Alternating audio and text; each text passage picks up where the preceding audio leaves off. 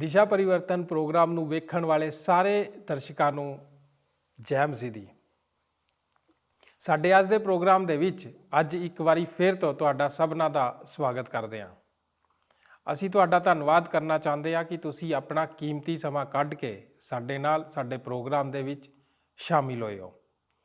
ਅਸੀਂ ਪ੍ਰਾਰਥਨਾ ਕਰਦੇ ਹਾਂ ਕਿ ਇਸੇ ਤਰ੍ਹਾਂ ਤੁਸੀਂ ਪ੍ਰਭੂ ਦੇ ਵਿੱਚ ਅਤੇ ਉਸ ਦੇ ਵਚਨ ਦੇ ਗਿਆਨ ਦੇ ਵਿੱਚ ਅੱਗੇ ਵਧਦੇ ਜਾਓ। ਦੋਸਤੋ, ਅਸੀਂ ਆਪਣੇ ਪਿਛਲੇ ਪ੍ਰੋਗਰਾਮ ਤੋਂ ਚਿੰਤਾ ਦੇ ਇਮਤਿਹਾਨ ਦੇ ਉੱਤੇ ਗੱਲਬਾਤ ਕਰਦੇ ਆ ਰਹੇ ਹਾਂ। ਇਸ ਦੇ ਲਈ ਅਸੀਂ ਬਾਈਬਲ ਬਾਣੀ ਦੇ ਵਿੱਚੋਂ ਮੱਤੀ ਦੀ ਅੰਜੀਲ ਦੇ 6 ਅਧਿਆਏ ਦੀ 25 ਆਇਤ ਤੋਂ ਲੈ ਕੇ 34 ਆਇਤਾਂ ਤੱਕ ਦੇ ਵਚਨਾਂ ਦਾ ਅਧਿਐਨ ਕਰਦੇ ਆ ਰਹੇ ਹਾਂ। ਹੁਣ ਤੱਕ ਅਸੀਂ ਚਿੰਤਾ ਦੇ ਇਮਤਿਹਾਨ ਦੇ ਬਾਰੇ, ਸੱਚਾਈ ਦੇ ਲਈ ਇਮਤਿਹਾਨ ਅਤੇ ਵਿਸ਼ਵਾਸਯੋਗ ਹੋਣ ਦੇ ਲਈ ਇਮਤਿਹਾਨ ਅਤੇ ਅਰਥਹੀਨਤਾ ਦੇ ਲਈ ਇਮਤਿਹਾਨ ਦੇ ਬਾਰੇ ਗੱਲਬਾਤ ਕੀਤੀ ਸੀ।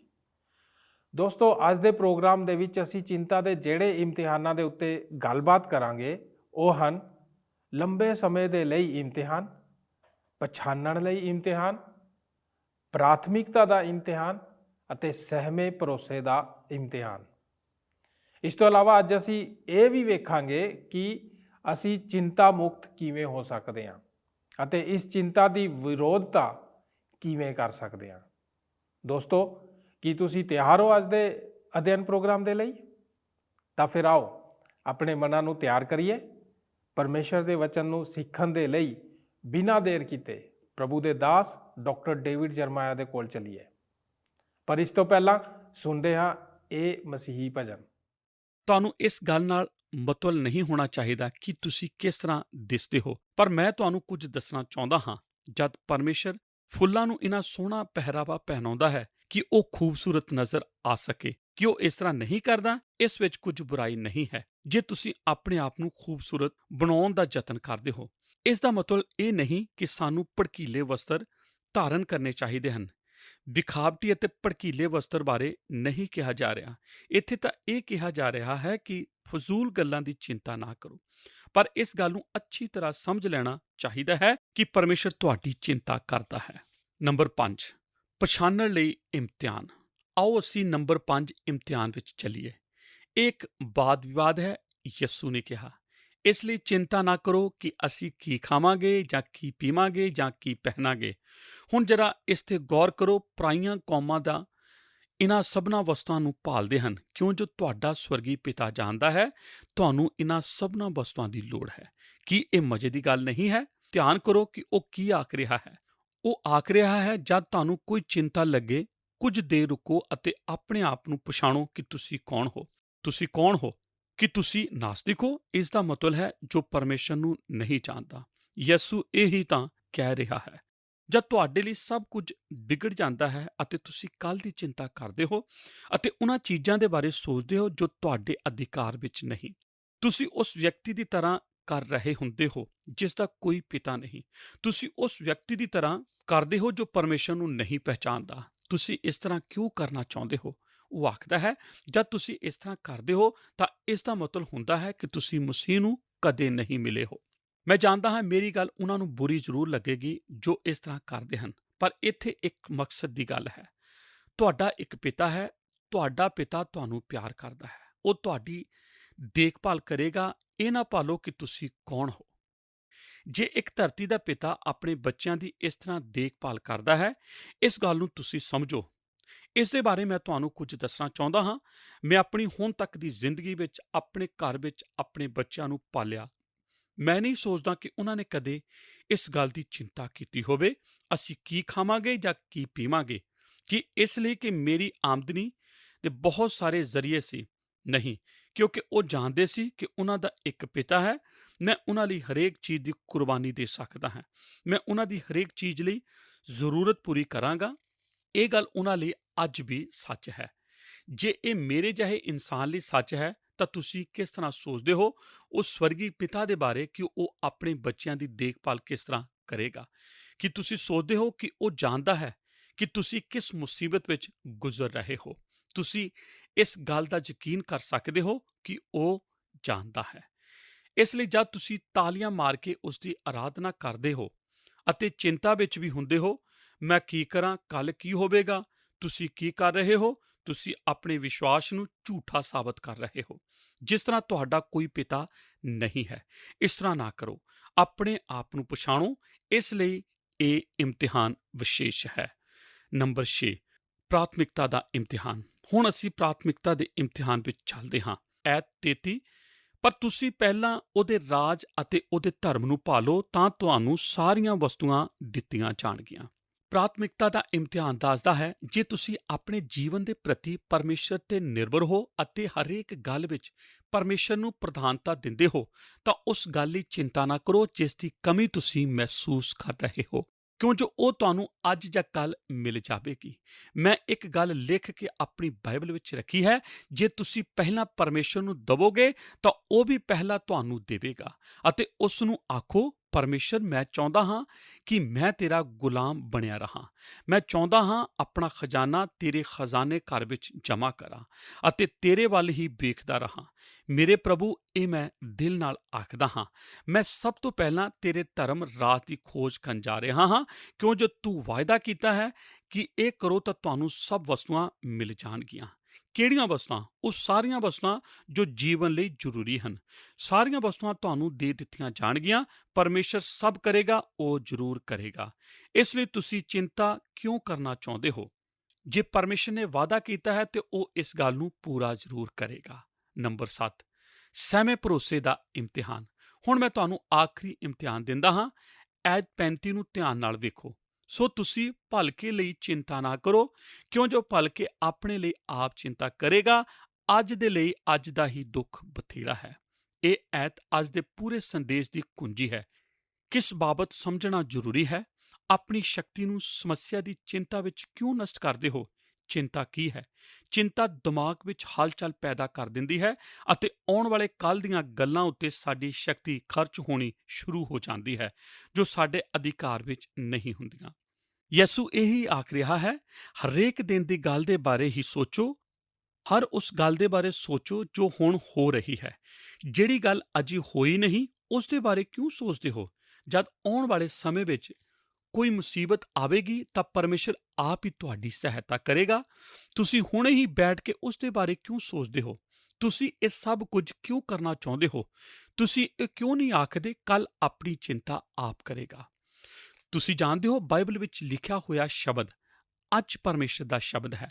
ਪਰਮੇਸ਼ਰ ਹਮੇਸ਼ਾ ਅੱਜ ਦੇ ਬਾਰੇ ਹੀ ਗੱਲਬਾਤ ਕਰਦਾ ਹੈ ਔਰ ਜ਼ੋਰ ਦੇ ਕੇ ਆਖਦਾ ਹੈ, ਅੱਜ ਤੁਹਾਡਾ ਹੈ। ਦੂਸਰਾ ਕਰੰਥੀਆਂ 6 ਅਧਿਆਏ 2 ਵਚਨ ਦੱਸਦਾ ਹੈ, ਹੁਣ ਹੀ ਮਨ ਭਾਉਂਦੇ ਸਮਾਂ ਹੈ। ਕੱਲ ਸਾਡਾ ਨਹੀਂ ਹੈ, ਕੱਲ ਤਾਂ ਪਰਮੇਸ਼ਰ ਦਾ ਹੈ। ਤੁਸੀਂ ਆਖ ਸਕਦੇ ਹੋ, ਇਸ ਦਾ ਮਤਲਬ ਹੈ ਕਿ ਸਾਨੂੰ ਯੋਜਨਾ ਨਹੀਂ ਬਣਾਉਣੀ ਚਾਹੀਦੀ। ਨਹੀਂ, ਇਸ ਦਾ ਮਤਲਬ ਇਹ ਹੈ, ਤੁਹਾਨੂੰ ਯੋਜਨਾ ਬਣਾਉਣੀਆਂ ਚਾਹੀਦੀਆਂ ਹੈ।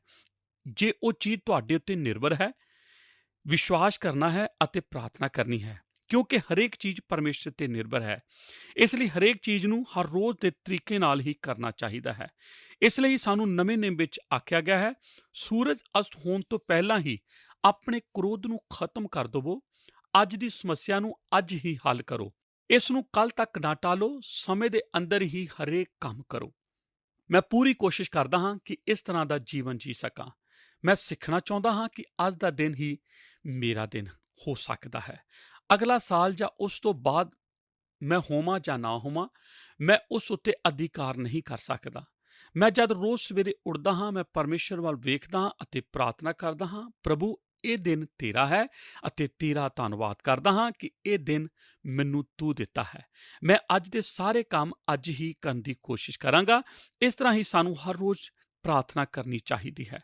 ਸਾਨੂੰ ਉਹ ਸਭ ਕੁਝ ਕਰਨਾ ਚਾਹੀਦਾ ਹੈ ਜੋ ਪਰਮੇਸ਼ਰ ਨੇ ਕਰਨ ਵਾਸਤੇ ਦਿੱਤਾ ਹੈ। ਅਤੇ ਜਦ ਤੁਸੀਂ ਇਸ ਤਰ੍ਹਾਂ ਕਰਨ ਦੀ ਕੋਸ਼ਿਸ਼ ਕਰਦੇ ਹੋ ਤਾਂ ਤੁਸੀਂ ਅੱਜ ਸ਼ਕਤੀ ਨਾਲ ਭਰ ਜਾਓਗੇ ਅਤੇ ਕੋਈ ਕੰਮ ਕੱਲ੍ਹ ਨਹੀਂ ਛੱਡੋਗੇ ਜਿਸ ਦੀ ਤੁਸੀਂ ਚਿੰਤਾ ਕਰੋ। ਤੁਸੀਂ ਆਖਦੇ ਹੋ ਅਗਲੇ ਸਾਲ ਲਈ, ਕੀ ਤੁਸੀਂ ਜਾਣਦੇ ਹੋ ਅਗਲੇ ਸਾਲ ਕੀ ਹੋਣ ਜਾ ਰਿਹਾ ਹੈ? ਇੱਕ ਦਿਨ ਹਰ ਰੋਜ਼ ਪਰਮੇਸ਼ਰ ਦੀ ਦਇਆ ਨਾਲ ਮਿਲਦਾ ਹੈ। ਜਦ ਤੁਸੀਂ ਅੱਜ ਦੀ ਆਪਣੀ ਜ਼ਿੰਮੇਵਾਰੀ ਦੇ ਪ੍ਰਤੀ ਸਾਵਧਾਨ ਰਹਿੰਦੇ ਹੋ ਤਾਂ ਤੁਸੀਂ ਆਪਣੀ ਸ਼ਕਤੀ ਨਾਲ ਪ੍ਰਭੂ ਯਿਸੂ ਮਸੀਹ ਦੀ ਸੇਵਾ ਕਰਦੇ ਹੋ। ਆਪਣੀ ਸਮੱਸਿਆ ਦੀ ਚਿੰਤਾ ਤੋਂ ਮੁਕਤ ਰਹਿੰਦੇ ਹੋ। ਇਹੀ ਗੱਲ ਤਾਂ ਯਿਸੂ ਮਸੀਹ ਆਖ ਰਿਹਾ ਹੈ। ਉਹ ਆਖ ਰਿਹਾ ਹੈ, ਕੱਲ੍ਹ ਵਾਸਤੇ ਪਰੇਸ਼ਾਨ ਨਾ ਹੋਵੋ, ਕੱਲ੍ਹ ਆਪਣੀ ਚਿੰਤਾ ਆਪ ਕਰੇਗਾ। ਅੱਜ ਦਾ ਦੁੱਖ ਅੱਜ ਲਈ ਹੀ ਬਹੁਤ ਹੈ। ਮੈਨੂੰ ਇੱਕ ਕਹਾਣੀ ਯਾਦ ਆ ਰਹੀ ਹੈ ਜਿਸ ਦਾ ਆਨੰਦ ਮੈਂ ਕੁਝ ਸਾਲ ਪਹਿਲਾਂ ਲਿਆ ਸੀ। ਇੱਕ ਬਹੁਤ ਛੋਟਾ ਆਦਮੀ ਲੱਕੜੀ ਦਾ ਕੰਮ ਕਰਨ ਲਈ ਨੌਕਰੀ ਵਾਸਤੇ ਅਰਜ਼ੀ ਦਿੰਦਾ ਹੈ। ਉਹ ਆਪਣੇ ਮਾਲਕ ਕੋਲ ਜਾਂਦਾ ਹੈ, ਜੋ ਕਈ ਹੋਰ ਲੋਕਾਂ ਨਾਲ ਇਸ ਨੌਕਰੀ ਵਾਸਤੇ ਗੱਲਬਾਤ ਕਰ ਰਿਹਾ ਹੈ। ਇਹ ਛੋਟਾ ਆਦਮੀ ਕਹਿੰਦਾ ਹੈ, ਮੈਨੂੰ ਲੱਕੜ ਕੱਟਣ ਦੀ ਨੌਕਰੀ ਚਾਹੀਦੀ ਹੈ। ਉੱਥੇ ਖੜੇ ਹੋਏ ਸਭ ਲੋਕ ਹੱਸ ਪੈਂਦੇ ਹਨ। ਤੂੰ ਇਸ ਕੰਮ ਲਈ ਬਹੁਤ ਛੋਟਾ ਹੈ, ਤੂੰ ਇਸ ਨੂੰ ਨਹੀਂ ਕਰ ਸਕਦਾ। ਇੱਕ ਆਦਮੀ ਨੇ ਆਖਿਆ, ਇਸ ਨੂੰ ਇੱਕ ਮੌਕਾ ਤਾਂ ਦੇ ਕੇ ਵੇਖੋ ਕਿ ਇਹ ਕਰ ਸਕਦਾ ਹੈ। ਇਸ ਤਰ੍ਹਾਂ ਲੱਗ ਰਿਹਾ ਸੀ ਕਿ ਉਹ ਇਸ ਛੋਟੇ ਆਦਮੀ ਦਾ ਮਖੌਲ ਉਡਾਉਣਾ ਚਾਹੁੰਦਾ ਸੀ। ਮਾਲਕ ਨੇ ਉਸ ਨੂੰ ਇੱਕ ਕੁਹਾੜੀ ਦਿੱਤੀ ਅਤੇ ਉਸ ਨੂੰ ਇੱਕ ਲੰਮਾ ਅਤੇ ਕਠੋਰ ਦਰਖਤ ਵਿਖਾ ਕੇ ਆਖਿਆ, ਵੇਖਦਾ ਹੈ ਤੂੰ ਕੀ ਕਰ ਸਕਦਾ ਹੈ। ਦੂਜੇ ਲੋਕ ਉਹਦੇ ਆਸੇ-ਪਾਸੇ ਖੜੇ ਹੋ ਕੇ ਇੱਕ ਦੂਜੇ ਨਾਲ ਕਾਨਾ-ਫੂਸੀ ਕਰਨ ਲੱਗੇ ਅਤੇ ਇੱਕ ਨੇ ਆਖਿਆ, ਮੈਂ ਤਾਂ ਪੂਰੇ ਦਿਨ ਵੀ ਇਸ ਨੂੰ ਕੱਟ ਨਹੀਂ ਸਕਦਾ। ਦੂਸਰੇ ਨੇ ਆਖਿਆ, ਜਰਾ ਬਚ ਕੇ ਖੜਾ ਹੋ ਕਿ ਕਿਤੇ ਕੁਹਾੜੀ ਛੁੱਟ ਕੇ ਸਿਰ ਤੇ ਨਾ ਵੱਜ ਜਾਵੇ। ਉਹ ਖੜਾ ਹੋਇਆ ਅਤੇ ਪੇੜ ਨੂੰ ਇੱਕ ਸੱਟ ਵਿੱਚ ਡੇਗ ਦਿੱਤਾ। ਸਭ ਹੈਰਾਨ ਹੋ ਗਏ ਕਿ ਦਰਖਤ ਨਾਲ ਕੀ ਹੋਇਆ। ਕਿਤੇ ਦਰਖਤ ਕਮਜ਼ੋਰ ਤਾਂ ਨਹੀਂ ਸੀ। ਉਹਨਾਂ ਨੇ ਆਖਿਆ, ਤੁਸੀਂ ਇਸ ਤਰ੍ਹਾਂ ਇੱਕ ਵਾਰ ਹੋਰ ਕਰ। ਹੁਣ ਉਸ ਨੂੰ ਇੱਕ ਹੋਰ ਮਜ਼ਬੂਤ ਦਰਖਤ ਕੋਲ ਲੈ ਗਏ। ਉਸ ਨੇ ਇੱਕ ਸੱਟ ਨਾਲ ਇਸ ਨੂੰ ਵੀ ਵੱਢ ਦਿੱਤਾ। ਮਾਲਕ ਨੇ ਉਸ ਛੋਟੇ ਜਵਾਨ ਨੂੰ ਆਖਿਆ, ਤੈਨੂੰ ਨੌਕਰੀ ਉੱਤੇ ਰੱਖ ਲਿਆ ਹੈ, ਪਰ ਮੈਨੂੰ ਇੱਕ ਗੱਲ ਦੱਸ, ਤੈਨੂੰ ਲੱਕੜ ਵੱਢਣ ਦੀ ਕਲਾ ਕਿੱਥੋਂ ਮਿਲੀ? ਉਹ ਛੋਟੇ ਵਿਅਕਤੀ ਨੇ ਆਖਿਆ, ਸਹਾਰਾ ਦੇ ਜੰਗਲ ਵਿੱਚ। ਉਸ ਨੇ ਆਖਿਆ, ਸਹਾਰਾ ਜੰਗਲ ਤੇਰਾ ਮਤਲਬ ਹੈ ਸਹਾਰਾ ਰੇਗਿਸਤਾਨ? ਕੀ ਇਹ ਇਸ ਤਰ੍ਹਾਂ ਨਹੀਂ ਹੈ? ਉਸ ਨੇ ਆਖਿਆ, ਹਾਂ, ਉਸ ਨੂੰ ਹੁਣ ਇਸ ਤਰ੍ਹਾਂ ਹੀ ਕਿਹਾ ਜਾਂਦਾ ਹੈ। ਇੱਕ ਦਰਖਤ ਇੱਕ ਵੇਲੇ ਬਸ ਹੋ ਗਿਆ। ਇੱਕ ਦਿਨ ਵਿੱਚ ਇੱਕ ਵਾਰ ਹੀ ਇਹ ਇਸ ਤਰੀਕੇ ਨਾਲ ਹੀ ਹੈ। ਉਹ ਇਸ ਤਰ੍ਹਾਂ ਹੀ ਕਰਦੇ ਹਨ। ਅਤੇ ਕੀ ਤੁਸੀਂ ਜਾਣਦੇ ਹੋ, ਜੇ ਅਸੀਂ ਜੀਵਨ ਵਿੱਚ ਇਸ ਤਰ੍ਹਾਂ ਕਰੀਏ ਤਾਂ ਅਸੀਂ ਇਸ ਦਾ ਸਾਹਮਣਾ ਕਰ ਸਕਦੇ ਹਾਂ। ਬਾਈਬਲ ਬੰਦ ਕਰਨ ਤੋਂ ਪਹਿਲਾਂ ਮੈਂ ਤੁਹਾਨੂੰ ਹੌਸਲਾ ਵਧਾਈ ਦੇ ਕੇ ਕੁਝ ਸ਼ਬਦ ਦੇਣਾ ਚਾਹੁੰਦਾ ਹਾਂ। ਜੇ ਤੁਹਾਡੇ ਕੋਲ ਆਪਣੀ ਬਾਈਬਲ ਹੈ ਤਾਂ ਤੁਸੀਂ ਮੇਰੇ ਨਾਲ ਜ਼ਬੂਰਾਂ ਦੀ ਪੋਥੀ ਅਧਿਆਇ 37 ਨੂੰ ਵੇਖੋ। ਮੇਰੇ ਕੋਲ ਇੰਨਾ ਸਮੇਂ ਨਹੀਂ ਕਿ ਪੂਰਾ ਅਧਿਆਇ ਨੂੰ ਮੈਂ ਪੜ੍ਹਾਂ, ਪਰ ਮੈਂ ਤੁਹਾਨੂੰ ਇਹ ਦੱਸਣਾ ਚਾਹੁੰਦਾ ਹਾਂ ਕਿ ਇਹ ਕਿੱਥੇ ਹੈ। ਇਹ ਇੱਕ ਮੇਰੀ ਮਨਪਸੰਦ ਦਾ ਜ਼ਬੂਰ ਹੈ। ਇਸ ਦਾ ਇੱਕ ਕਾਰਨ ਹੈ ਜੋ ਮੈਂ ਅੱਜ ਤੁਹਾਨੂੰ ਦੱਸਣਾ ਚਾਹੁੰਦਾ ਹਾਂ। ਜ਼ਬੂਰ 37 ਦੀ 1 ਤੋਂ ਲੈ ਕੇ 8 ਵਚਨ ਵਿੱਚ ਇਸ ਤਰ੍ਹਾਂ ਲਿਖਿਆ ਗਿਆ ਹੈ। 3 ਵਾਰ ਇਹ ਜ਼ਿਕਰ ਕੀਤਾ ਗਿਆ ਹੈ ਕਿ ਚਿੰਤਾ ਨਾ ਕਰੋ। 37 ਦੀ 1 ਐਤ, 37 ਦੀ 7 ਐਤ ਅਤੇ 37 ਦੀ 8 ਐਤ। ਇਹ ਬੜੇ ਚੰਗੇ ਤਰੀਕੇ ਨਾਲ ਇਹ ਬਿਆਨ ਕੀਤਾ ਗਿਆ ਹੈ ਕਿ ਚਿੰਤਾ ਨਾ ਕਰੋ। ਅਸੀਂ ਚਿੰਤਾ ਕਰਨਾ ਨਹੀਂ ਚਾਹੁੰਦੇ ਕਿ ਇਹ ਗੱਲ ਠੀਕ ਨਹੀਂ ਹੈ।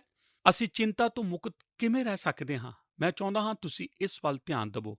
ਮੈਂ ਆਪਣੀ ਬਾਈਬਲ ਵਿੱਚ ਇਹਨਾਂ ਗੱਲਾਂ ਤੇ ਨਿਸ਼ਾਨ ਲਗਾਇਆ ਹੈ ਜੋ ਤੁਹਾਨੂੰ ਦੱਸਦਾ ਹਾਂ। ਪਹਿਲੀਆਂ 8 ਐਤਾਂ ਵਿੱਚ 5 ਚੀਜ਼ਾਂ ਦੱਸੀਆਂ ਗਈਆਂ ਹਨ ਜੋ ਤੁਹਾਨੂੰ ਚਿੰਤਾ ਤੋਂ ਮੁਕਤ ਕਰ ਸਕਦੀਆਂ ਹਨ।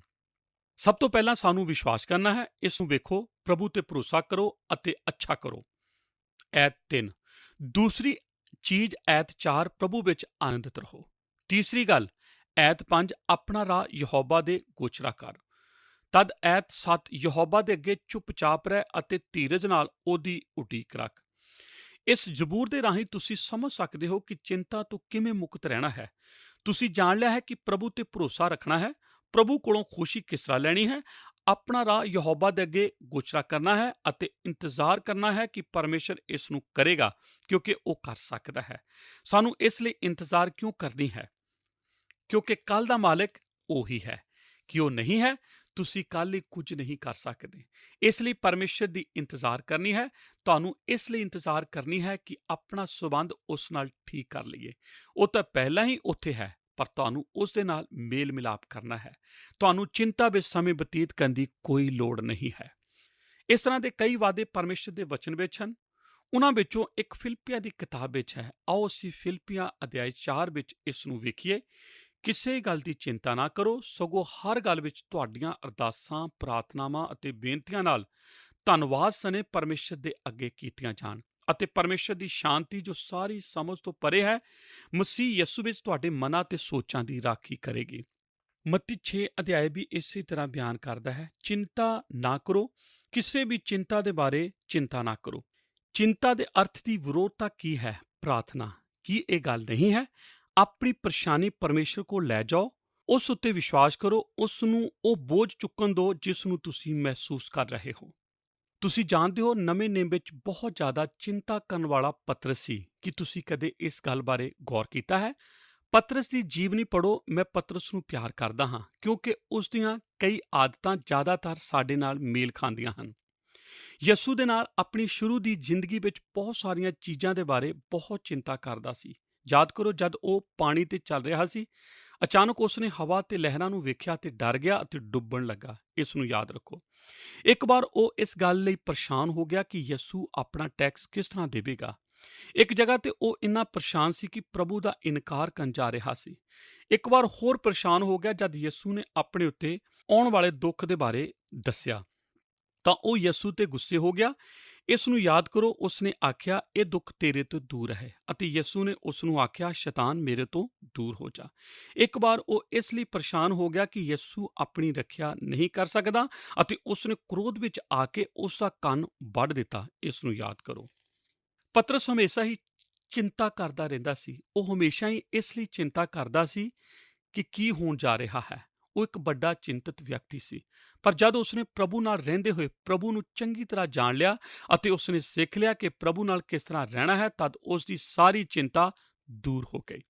ਤੁਸੀਂ ਜਾਣਦੇ ਹੋ, ਉਸਨੇ ਆਪਣੀ ਪੱਤਰੀ ਪਹਿਲਾ ਪਤਰਸ 5:7 ਵਿੱਚ ਇਸ ਬਾਰੇ ਇਸ ਤਰ੍ਹਾਂ ਲਿਖਿਆ ਹੈ, ਜੋ ਇਸ ਵਚਨ ਦੀ ਕੁੰਜੀ ਹੈ, ਅਤੇ ਆਪਣੀ ਸਾਰੀ ਚਿੰਤਾ ਉਸ ਉੱਤੇ ਸਿੱਟ ਛੱਡੋ, ਕਿਉਂ ਜੋ ਉਸ ਨੂੰ ਤੁਹਾਡਾ ਫਿਕਰ ਹੈ। ਇਹ ਕਿਸ ਨੇ ਲਿਖਿਆ ਹੈ? ਇਹ ਇੱਕ ਚਿੰਤਤ ਵਿਅਕਤੀ ਲਿਖਦਾ ਹੈ।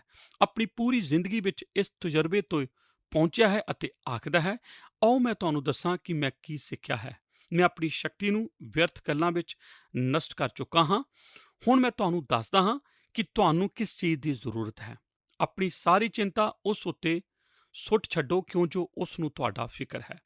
ਜਦ ਤੁਸੀਂ ਚਿੰਤਾ ਦੇ ਬਾਰੇ ਆਪਣਾ ਇਮਤਿਹਾਨ ਲਵੋਗੇ, ਤਾਂ ਕਈ ਸਕਾਰਾਤਮਕ ਚੀਜ਼ਾਂ ਤੁਹਾਡੇ ਉੱਤੇ ਪ੍ਰਗਟ ਹੋਣਗੀਆਂ, ਜੋ ਪ੍ਰਭੂ ਦੇ ਨਾਲ ਚੱਲਣ ਵਿੱਚ ਤੁਹਾਡੀ ਸਹਾਇਤਾ ਕਰਨਗੀਆਂ। ਜਦ ਤੁਸੀਂ ਸੱਚਾਈ ਦੇ ਇਮਤਿਹਾਨ ਵਿੱਚ ਜਾਂਦੇ ਹੋ, ਤਾਂ ਸਮਝ ਜਾਂਦੇ ਹੋ ਕਿ ਜੀਵਨ ਖਾਣ ਅਤੇ ਪਾਣ ਤੋਂ ਉੱਤੇ ਹੈ। ਜਦ ਤੁਸੀਂ ਵਿਸ਼ਵਾਸਯੋਗ ਇਮਤਿਹਾਨ ਵਿੱਚ ਚੱਲਦੇ ਹੋ, ਤਾਂ ਸਮਝ ਜਾਂਦੇ ਹੋ ਕਿ ਜੇ ਪਰਮੇਸ਼ਰ ਪੰਛੀਆਂ ਦੀ ਦੇਖਭਾਲ ਕਰਦਾ ਹੈ, ਤਾਂ ਸਾਡੀ ਵੀ ਦੇਖਭਾਲ ਕਿਉਂ ਨਹੀਂ ਕਰੇਗਾ। ਅਰਥਹੀਨਤਾ ਦੇ ਇਮਤਿਹਾਨ ਵਿੱਚ ਤੁਸੀਂ ਆਪਣੇ ਆਪ ਤੋਂ ਪੁੱਛ ਸਕਦੇ ਹੋ ਕਿ ਚਿੰਤਾ ਕਰਕੇ ਮੈਂ ਆਪਣੇ ਜੀਵਨ ਦੇ ਇੱਕ ਪਲ ਨੂੰ ਵਧਾ ਸਕਦਾ ਹਾਂ। ਜਦ ਅਸੀਂ ਲੰਮੇ ਸਮੇਂ ਦੇ ਇਮਤਿਹਾਨ ਵਿੱਚ ਚੱਲਦੇ ਹਾਂ, ਤਾਂ ਸਮਝ ਜਾਂਦੇ ਹਾਂ ਕਿ ਪਰਮੇਸ਼ਰ ਇੱਕ ਫੁੱਲ ਦੀ ਵੀ ਦੇਖਭਾਲ ਕਰਦਾ ਹੈ, ਜਿਸ ਦਾ ਜੀਵਨ ਥੋੜਾ ਹੁੰਦਾ ਹੈ, ਤਾਂ ਕਿ ਉਹ ਸਾਡੀ ਦੇਖਭਾਲ ਨਹੀਂ ਕਰੇਗਾ ਜਿਨ੍ਹਾਂ ਕੋਲ ਅਨੰਤ ਜੀਵਨ ਹੈ। ਪਛਾਣਨ ਦੇ ਇਮਤਿਹਾਨ ਵਿੱਚ ਸਾਨੂੰ ਸਮਝ ਆ ਜਾਂਦੀ ਹੈ ਕਿ ਸਾਡਾ ਸਵਰਗ ਵਿੱਚ ਇੱਕ ਪਿਤਾ ਹੈ, ਜਿਸ ਨੂੰ ਅਸੀਂ ਭੁੱਲੇ ਬੈਠੇ ਸੀ।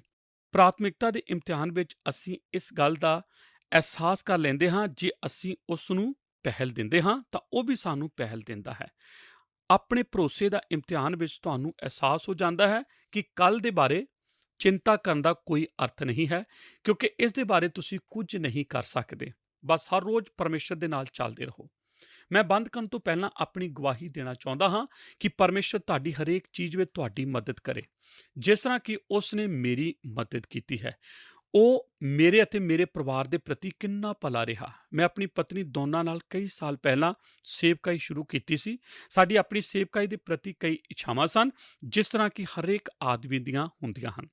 ਸਾਡੇ ਕੋਲ ਰਹਿਣ ਲਈ ਇੱਕ ਅੱਛਾ ਘਰ ਨਹੀਂ ਸੀ, ਨਾ ਹੀ ਬਹੁਤ ਸਾਰਾ ਪੈਸਾ ਸੀ, ਪਰ ਅਸੀਂ ਜਾਣਦੇ ਸੀ ਕਿ ਅਸੀਂ ਉਹੀ ਕਰਦੇ ਹਾਂ ਜੋ ਪਰਮੇਸ਼ਰ ਸਾਡੇ ਕੋਲੋਂ ਚਾਹੁੰਦਾ ਹੈ। ਅਸੀਂ ਉਸ ਉੱਤੇ ਵਿਸ਼ਵਾਸ ਕਰਦੇ ਸੀ, ਅਤੇ ਅਸੀਂ ਨਹੀਂ ਜਾਣਦੇ ਸੀ ਕਿ ਉਹ ਸਾਡੇ ਲਈ ਇੰਨਾ ਵੱਡਾ ਚਮਤਕਾਰ ਕਰੇਗਾ। ਉਹ ਕੇਵਲ ਸਾਡੀਆਂ ਜ਼ਰੂਰਤਾਂ ਦਾ ਹੀ ਧਿਆਨ ਨਹੀਂ ਕਰਦਾ, ਉਹ ਤਾਂ ਬੋਨਸ ਦੇ ਰੂਪ ਵਿੱਚ ਹੋਰ ਬਹੁਤ ਕੁਝ ਦਿੰਦਾ ਹੈ। ਉਹ ਆਪਣੇ ਪ੍ਰਤੀ ਸਾਡੇ ਵਿਸ਼ਵਾਸ ਨੂੰ ਵਧਾਉਂਦਾ ਹੀ ਚਲਾ ਜਾਂਦਾ ਹੈ। ਤੁਹਾਡੀ ਇੱਕ ਚੋਣ ਹੈ। ਤੁਸੀਂ ਇਸ ਲਈ ਚਿੰਤਾ ਕਰ ਸਕਦੇ ਹੋ ਜੇ ਤੁਸੀਂ ਕਰਨਾ ਚਾਹੁੰਦੇ ਹੋ, ਜਾਂ ਤੁਸੀਂ ਪਰਮੇਸ਼ਰ ਤੇ ਭਰੋਸਾ ਕਰ ਸਕਦੇ ਹੋ। ਤੁਸੀਂ ਆਪਣੀ ਦੇਖਭਾਲ ਲਈ ਪਰਮੇਸ਼ਰ ਤੇ ਭਰੋਸਾ ਰੱਖੋ ਅਤੇ ਆਖੋ, ਪ੍ਰਭੂ ਇਹ ਸਭ ਤੇਰਾ ਹੈ। ਸਾਨੂੰ ਇਸ ਤਰ੍ਹਾਂ ਕਈ ਵਾਰ ਆਖਣਾ ਹੀ ਪੈਂਦਾ ਹੈ। ਕਈ ਵਾਰ ਸਾਨੂੰ ਆਪਣੀਆਂ ਕਲੀਸਿਆਂ ਲਈ ਆਖਣਾ ਹੀ ਪੈਂਦਾ ਹੈ, ਪ੍ਰਭੂ ਤੇਰੀ ਕਲੀਸਿਆ ਹੈ, ਇਹ ਸਾਡੀ ਨਹੀਂ ਹੈ। ਉਹਨਾਂ ਦੇ ਕਰਕੇ ਤੂੰ ਸਾਡੇ ਤੇ ਵੀ ਨਜ਼ਰ ਕਰ। ਆਪਣੇ ਪਰਿਵਾਰ ਵਿੱਚ, ਆਪਣੇ ਘਰ ਵਿੱਚ ਸਾਨੂੰ ਕਈ ਚੁਣੌਤੀਆਂ ਮਿਲਦੀਆਂ ਹਨ। ਪਰਮੇਸ਼ਰ ਇਹ ਸਾਡੇ ਬੱਚੇ ਨਹੀਂ ਹਨ, ਇਹ ਤੇਰੇ ਹਨ, ਅਤੇ ਤੂੰ ਉਹਨਾਂ ਦੀ ਦੇਖਭਾਲ ਲਈ ਸਾਨੂੰ ਦਿੱਤੇ ਹਨ। ਤੂੰ ਸਾਡੀ ਇਸ ਗੱਲ ਵਿੱਚ ਸਹਾਇਤਾ ਕਰ। ਆਪਣੀ ਤੰਦਰੁਸਤੀ ਲਈ ਪਰਮੇਸ਼ਰ ਕੋਲ ਜਾਈਏ ਅਤੇ ਆਖੀਏ, ਪਰਮੇਸ਼ਰ ਮੈਂ ਨਹੀਂ ਜਾਣਦਾ ਕਿ ਇਹ ਕੀ ਹੋਇਆ ਹੈ ਜਾਂ ਇਹ ਕੀ ਹੋ ਰਿਹਾ ਹੈ, ਪਰ ਮੇਰਾ ਸਮੇਂ ਤਾਂ ਮੇਰੇ ਹੱਥ ਵਿੱਚ ਹੈ, ਅਤੇ ਮੈਂ ਤੇਰੇ ਤੇ ਭਰੋਸਾ ਕਰਦਾ ਹਾਂ। ਜੇ ਤੁਸੀਂ ਪਰਮੇਸ਼ਰ ਤੇ ਭਰੋਸਾ ਨਹੀਂ ਕਰਦੇ, ਤਾਂ ਕਿਸ ਉੱਤੇ ਕਰ ਸਕਦੇ ਹੋ? ਸਾਡੇ ਲਈ ਇਹ ਫੈਸਲਾ ਕਰਨਾ ਹੀ ਅੱਛਾ ਹੈ ਕਿ ਅਸੀਂ ਆਪਣਾ ਹਰੇਕ ਦਿਨ ਪਰਮੇਸ਼ਰ ਲਈ ਬਿਤਾਈਏ। ਕੱਲ੍ਹ ਜਦ ਆਵੇਗਾ, ਆਪਣੀ ਦੇਖਭਾਲ ਆਪ ਕਰੇਗਾ। ਆਮੀਨ। ਮੈਂ ਆਸ਼ਾ ਕਰਦਾ ਹਾਂ ਹੁਣ ਤੁਸੀਂ ਆਪਣੇ ਘਰ ਵਿੱਚ ਜਾ ਕੇ ਇਹ ਸੋਚੋ ਕਿ ਇਹ ਹਫ਼ਤਾ ਸਾਡੇ ਲਈ ਪਿਛਲੇ ਹਫ਼ਤੇ ਤੋਂ ਬਹੁਤ ਅੱਛਾ ਬੀਤੇਗਾ। ਆਮੀਨ। ਆਓ ਅਸੀਂ ਪ੍ਰਾਰਥਨਾ ਕਰੀਏ। ਪਿਤਾ, ਇਸ ਸੱਚਾਈ ਨੂੰ ਪ੍ਰਗਟ ਕਰਨ ਲਈ ਤੇਰਾ ਧੰਨਵਾਦ। ਸਾਡੀਆਂ ਕਾਪੀਆਂ ਭਰ ਗਈਆਂ ਹਨ, ਸਾਡਾ ਦਿਲ ਭਰ ਗਿਆ ਹੈ, ਸਾਡੇ ਦਿਮਾਗ ਭਰ ਗਏ ਹਨ। ਅਸੀਂ ਤੇਰੇ ਵਚਨਾਂ ਲਈ ਬਹੁਤ ਖੁਸ਼ ਹਾਂ ਅਤੇ ਅਸੀਂ ਸਮਝ ਗਏ ਹਾਂ ਕਿ ਇਹ ਸਾਨੂੰ ਕੀ ਆਖਦੇ ਹਨ। ਅਸੀਂ ਤੇਰਾ ਧੰਨਵਾਦ ਕਰਦੇ ਹਾਂ ਕਿਉਂਕਿ ਅਸੀਂ ਤੇਰੇ ਹਾਂ, ਕਿਉਂਕਿ ਝੂਠੀ ਸ਼ਕਤੀ ਨਾਲ ਅਸੀਂ ਆਪਣੇ ਪੈਰਾਂ ਨਾਲ ਨਹੀਂ ਚੱਲ ਸਕਦੇ ਅਤੇ ਨਾ ਹੀ ਉਸ ਵਿੱਚ ਕੁਝ ਬਦਲਾਅ ਕਰ ਸਕਦੇ ਹਾਂ। ਉਹ ਸਾਡੇ ਅਧਿਕਾਰ ਵਿੱਚ ਨਹੀਂ ਹੈ ਕਿਉਂਕਿ ਅਸੀਂ ਭਵਿੱਖ ਨੂੰ ਜਾਣਦੇ ਹਾਂ। ਪਰ ਮੈਂ ਜਾਣਦਾ ਹਾਂ ਭਵਿੱਖ ਉੱਤੇ ਕਿਸ ਤਰ੍ਹਾਂ ਦਾ ਅਧਿਕਾਰ ਹੈ ਅਤੇ ਮੈਂ ਤੇਰਾ ਧੰਨਵਾਦ ਕਰਦਾ ਹਾਂ ਕਿ ਮੇਰਾ ਤੇਰੇ ਨਾਲ ਸੰਬੰਧ ਹੈ। ਮੇਰੇ ਪ੍ਰਭੂ ਯਿਸੂ ਦੇ ਨਾਮ ਵਿੱਚ ਮੈਂ ਇਹ ਪ੍ਰਾਰਥਨਾ ਨੂੰ ਮੰਗਦਾ ਹਾਂ। ਸੁਣ ਔਰ ਕਬੂਲ ਕਰ। ਆਮੀਨ। ਦੋਸਤੋ, ਇਹ ਸੀ ਸਾਡਾ ਅੱਜ ਦਾ ਪ੍ਰੋਗਰਾਮ ਚਿੰਤਾ ਦੇ ਇਮਤਿਹਾਨ। ਇਸ ਦੇ ਲਈ ਅਸੀਂ ਬਾਈਬਲ ਬਾਣੀ ਦੇ ਵਿੱਚੋਂ ਮੱਤੀ ਦੀ ਅੰਜੀਲ ਦੇ 6 ਅਧਿਆਇ ਦੀ 25 ਆਇਤ ਤੋਂ ਲੈ ਕੇ 34 ਆਇਤਾਂ ਤੱਕ ਦੇ ਵਚਨਾਂ ਦਾ ਅਧਿਐਨ ਕਰ ਰਹੇ ਸੀ। ਅੱਜ ਦੇ ਪ੍ਰੋਗਰਾਮ ਦੇ ਵਿੱਚ ਅਸੀਂ ਚਿੰਤਾ ਦੇ ਜਿਹੜੇ ਇਮਤਿਹਾਨਾਂ ਦੇ ਉੱਤੇ ਗੱਲਬਾਤ ਕੀਤੀ ਉਹ ਸਨ ਲੰਬੇ ਸਮੇਂ ਦੇ ਲਈ ਇਮਤਿਹਾਨ, ਪਛਾਣਨ ਲਈ ਇਮਤਿਹਾਨ, ਪ੍ਰਾਥਮਿਕਤਾ ਦਾ ਇਮਤਿਹਾਨ, ਸਹਿਮੇ ਭਰੋਸੇ ਦਾ ਇਮਤਿਹਾਨ। ਇਸ ਤੋਂ ਇਲਾਵਾ ਅੱਜ ਅਸੀਂ ਇਹ ਵੀ ਵੇਖਾਂਗੇ ਕਿ ਅਸੀਂ ਚਿੰਤਾ ਮੁਕਤ ਕਿਵੇਂ ਹੋ ਸਕਦੇ ਹਾਂ ਅਤੇ ਇਸ ਚਿੰਤਾ ਦੀ ਵਿਰੋਧਤਾ ਕਿਵੇਂ ਕਰ ਸਕਦੇ ਹਾਂ। ਅੱਜ ਅਸੀਂ ਜਾਣਿਆ ਕਿ ਤੁਹਾਨੂੰ ਇਸ ਗੱਲ ਨਾਲ ਮਤਲਬ ਨਹੀਂ ਹੋਣਾ ਚਾਹੀਦਾ ਕਿ ਤੁਸੀਂ ਕਿਸ ਤਰ੍ਹਾਂ ਦੇ ਦਿਖਾਈ ਦਿੰਦੇ ਹੋ। ਦੋਸਤੋ, ਜੇਕਰ ਤੁਸੀਂ ਆਪਣੇ ਆਪ ਨੂੰ ਖੂਬਸੂਰਤ ਬਣਾਉਣ ਦਾ ਯਤਨ ਕਰਦੇ ਹੋ ਤਾਂ ਇਸ ਦਾ ਇਹ ਮਤਲਬ ਨਹੀਂ ਹੈ ਕਿ ਸਾਨੂੰ ਭੜਕੀਲੇ ਵਸਤਰ ਧਾਰਨ ਕਰਨ ਦੀ ਲੋੜ ਹੈ। ਪਰਮੇਸ਼ਵਰ ਇੱਥੇ ਬਨਾਵਟੀ, ਦਿਖਾਵਟੀ ਅਤੇ ਭੜਕੀਲੀ ਚੀਜ਼ਾਂ ਬਾਰੇ ਗੱਲ ਨਹੀਂ ਕਰ ਰਿਹਾ, ਪਰ ਉਹ ਤਾਂ ਸਾਨੂੰ ਇਹ ਸਮਝਾਉਣ ਦੀ ਕੋਸ਼ਿਸ਼ ਕਰ ਰਿਹਾ ਕਿ ਸਾਨੂੰ ਫਜ਼ੂਲ ਦੀ ਗੱਲਾਂ ਦੇ ਲਈ ਚਿੰਤਾ ਨਹੀਂ ਕਰਨੀ ਚਾਹੀਦੀ ਹੈ। ਇੱਕ ਗੱਲ ਸਾਨੂੰ ਚੰਗੀ ਤਰ੍ਹਾਂ ਸਮਝ ਲੈਣੀ ਚਾਹੀਦੀ ਹੈ ਕਿ ਪਰਮੇਸ਼ਵਰ ਤੁਹਾਡੀ ਚਿੰਤਾ ਕਰਦਾ ਹੈ। ਇਸ ਤੋਂ ਬਾਅਦ ਅਸੀਂ ਪਛਾਣਨ ਦੇ ਇਸ ਇਮਤਿਹਾਨ ਦੇ ਉੱਤੇ ਗੌਰ ਕੀਤਾ। ਅਸੀਂ ਜਾਣਿਆ ਕਿ ਇਹ ਇੱਕ ਵਾਦ ਵਿਵਾਦ ਹੈ। ਯਿਸੂ ਜੀ ਨੇ ਕਿਹਾ ਕਿ ਇਸ ਗੱਲ ਦੀ ਚਿੰਤਾ ਨਾ ਕਰੋ ਕਿ ਅਸੀਂ ਕੀ ਖਾਵਾਂਗੇ ਅਤੇ ਕੀ ਪੀਵਾਂਗੇ ਅਤੇ ਕੀ ਪਹਿਨਾਂਗੇ, ਕਿਉਂਕਿ ਇਹਨਾਂ ਗੱਲਾਂ ਦੀ ਚਿੰਤਾ ਤਾਂ ਪਰਾਈਆਂ ਕੌਮਾਂ ਕਰਦੀਆਂ ਹਨ।